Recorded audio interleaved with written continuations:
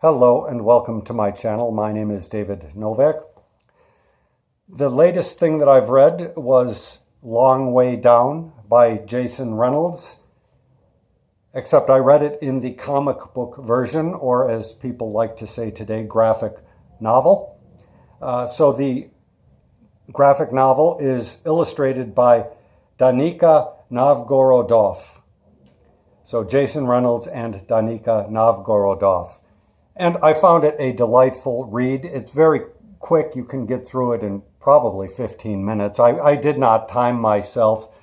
So it's based on a novel written in poetry by Jason Reynolds. And something like that is probably ideal for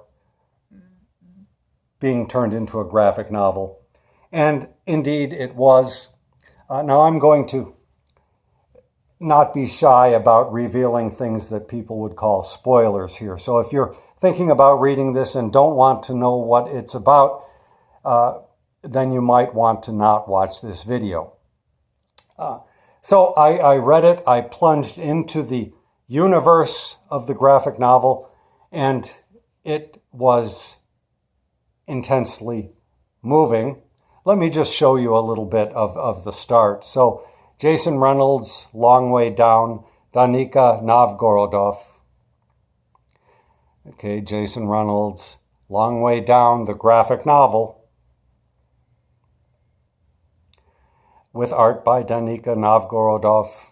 I hope I'm pronouncing those names right. For all the young brothers and sisters in detention centers around the country, the ones I've seen and the ones I haven't, you are loved, J.R. To the young artists, writers, and activists working for justice, tell your stories, D.N. Long Way Down. Don't nobody believe nothing these days, which is why I haven't told nobody the story I'm about to tell you. You probably ain't gonna believe it either, gonna think I'm lying or losing it, but I'm telling you, this story is true. It happened to me.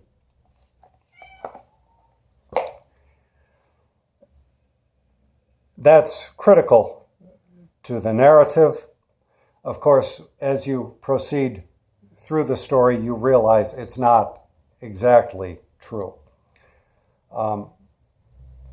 Once the conceit is revealed, which is the young man wants to get revenge for a murder. He goes and gets a gun from the drawer in the apartment that used to belong to his brother, who is now dead, and he is going to go and kill the person that he believes committed the murder. So, it's a 7-story or 5-story building, what have you. He gets in the elevator, and then at each floor, a different person comes into the elevator. And while you are not really sure of what's going on, the story is just riveting.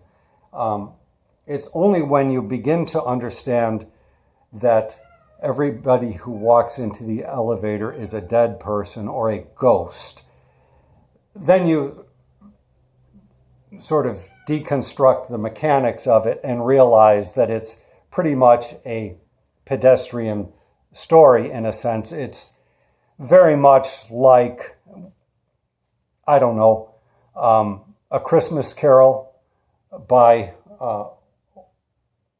what's that guy's name, the English author, or even The Divine Comedy by Dante.